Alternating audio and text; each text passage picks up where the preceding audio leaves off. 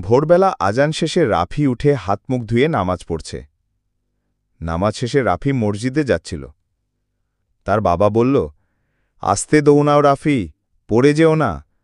রাফি গরু, ছাগল আর মুরগিদের খাওয়াচ্ছে। সে বলল, গোলাপি, বিসমিল্লা বলে খাও।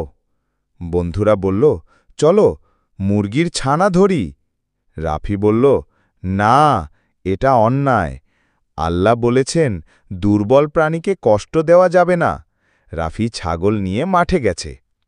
হঠাৎ সে দেখে একটি ছোট বাঘছানা তাকিয়ে আছে। রাফি ব্যাগ থেকে রুটি বের করে ছুঁড়ে দিল। বাঘছানাটি রুটি খেতে লাগল। এক বৃদ্ধা খাবার চাইল, আর শেরুও ক্ষুধার্ত ছিল। রাফি একটিমাত্র রুটি বৃদ্ধাকে দিয়ে দিল। পরদিন শেরু মুখে ফল নিয়ে এলো। রাফি হাসল, আলহামদুলিল্লাহ, আল্লাহ সব ফিরিয়ে দেন। গ্রামবাসী শেরুকে দেখে ভয় পেয়ে মারতে চাইল। রাফি বলল, না, সে কারো ক্ষতি করে না। শেরু বড় হল, জঙ্গলে চলে গেল। রাফি মসজিদে দাঁড়িয়ে দোয়া করল, হে আল্লাহ, আমাদের দয়ালু করো। আসসালামু আলাইকুম প্রিয় বন্ধুরা, আমার এই ইসলামিক কার্টুন চ্যানেলটি সাবস্ক্রাইব করো, লাইক করো আর কমেন্টে জানাও কেমন লাগলো। তোমাদের মতামত আমার জন্য অনেক গুরুত্বপূর্ণ।